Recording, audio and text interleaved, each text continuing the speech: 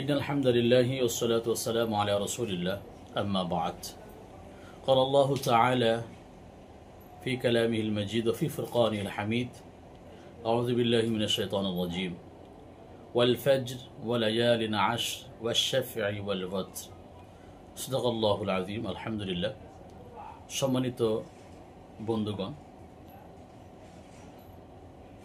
দিন শেষে সপ্তাহ আসে, সপ্তাহ শেষে মাস আসে।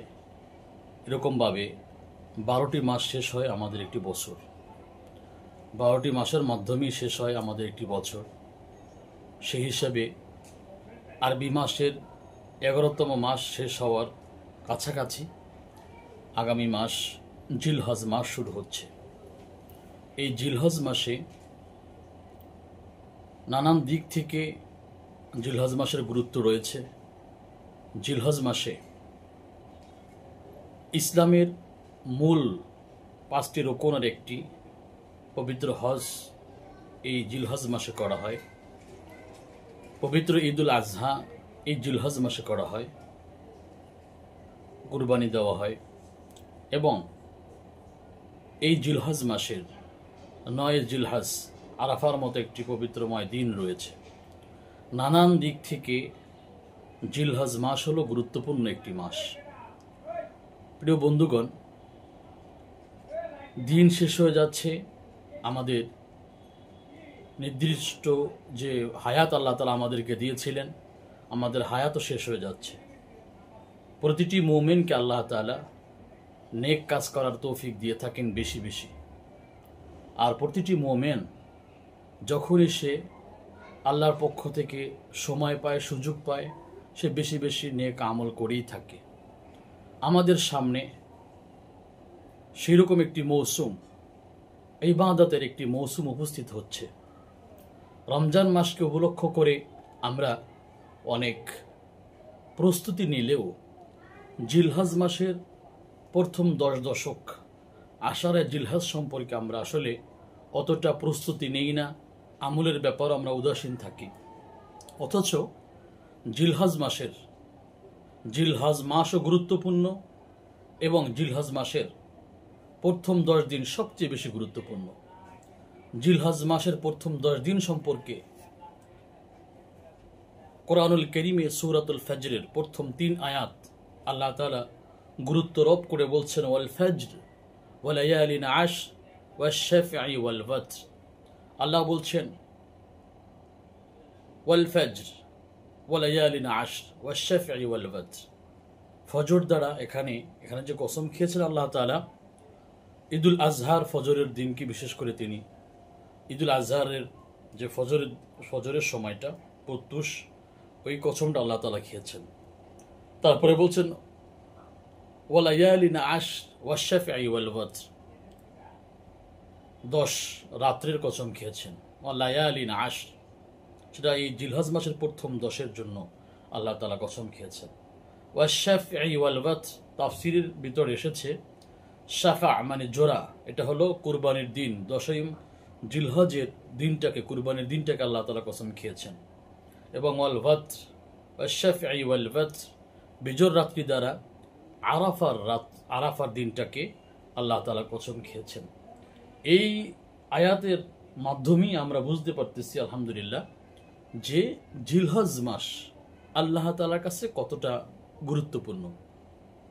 শুধু তাই নয়, কোরআনুল কারীমের অন্যত্র আল্লাহ তাআলা বলছেন ওয়াযকুরুল্লাহা ফি আইয়ামিন মা'লুমাতিন আলা মা রাযাকাহুম মিন বাহিমাতিল আনআম। প্রিয় বন্ধুগণ, ওয়াল ফজর ওয়া লায়ালিন আশর ওয়াশ শাফঈ ওয়াল ওয়াতর, এই 3 আয়াতের ক্ষেত্রে সাহাবা, তাবেঈন, তারপরে আকাবির আসলাফরা যারা ছিলেন, ইমাম মুজাহিদ রাহিমাহুমুল্লাহ, তারপরে ইমাম কুরতুবী রাহিমাহুমুল্লাহ, সাহাবাদের ভিতরে আব্দুল্লাহ ইবনে আব্বাস রাদিয়াল্লাহু তাআলা আনহু সহ অনেক সাহাবী, পাশাপাশি তাবেঈন, আকাবির আসলাফরা যারা ছিলেন, তারা এই জিলহজ মাসের প্রথম 10 কি তাফসীর করেছেন, ব্যাখ্যা করেছেন। প্রিয় বন্ধুগণ, হাদিসে মোবারকে অসংখ্য হাদিস দ্বারা জিলহজ মাসের প্রথম 10 দিন যে গুরুত্বপূর্ণ সেটা ফুটে উঠেছে। আমরা যদি হাদিসকে গবেষণা করি এই কথাগুলোই বের হয়। নবী পাক সাল্লাল্লাহু আলাইহি সাল্লাম এক হাদিসে সতর্ক করে বললেন, আলা ওয়া ইন্না আহরামাশ শাহুরি শাহরুকুম হাদা। সেটা এই জিলহজ মাস সম্পর্কে তিনি সতর্ক করেছেন। জিলহজ মাসের প্রথম 10 দিন সম্পর্কে বিশেষ করে নবী পাক সাল্লাল্লাহু আলাইহি সাল্লাম এক হাদিসে মোবারকে বললেন, মা মিন আইয়ামিন আল আমালু সালিহু মা মিন আইয়ামিন আল আমালু সালিহু আহাব্বু ইলাল্লাহি মিন হাযিহিল আইয়াম ইয়ানি আইয়াম আল আশর। قالوا يا رسول الله صلى الله عليه وسلم ولا الجهاد في سبيل الله؟ قال رسول الله صلى الله عليه وسلم ولا الجهاد في سبيل الله إلا رجل خرج بنفسه وماله ثم لم يرجع من ذلك بشيء أو كما قال عليه الصلاة والسلام।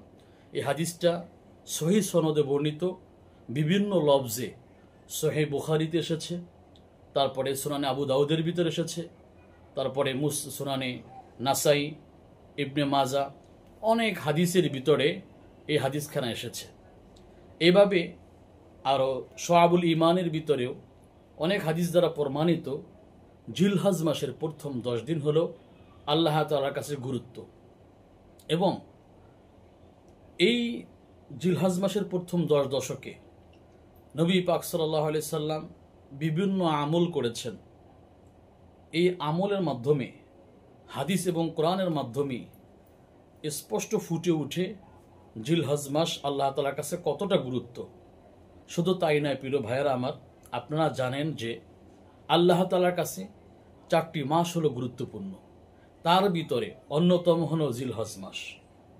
সুতরাং আগামীকালকে আমরা চাঁদ দেখার পর থেকে নিয়ে ইনশাআল্লাহ জিলহজ মাসের যেই আমলগুলো আছে আমরা ইনশাআল্লাহ করব। আল্লাহ তাআলা আমাদের সকলকে জিলহজ মাসের আমলীয় যেগুলো আমল সেগুলো আমরা করব, যেগুলো বর্জন করার সেগুলো বর্জন করবে ইনশাআল্লাহ। আল্লাহ তাআলা আমাদেরকে কবুল করুন, আমিন।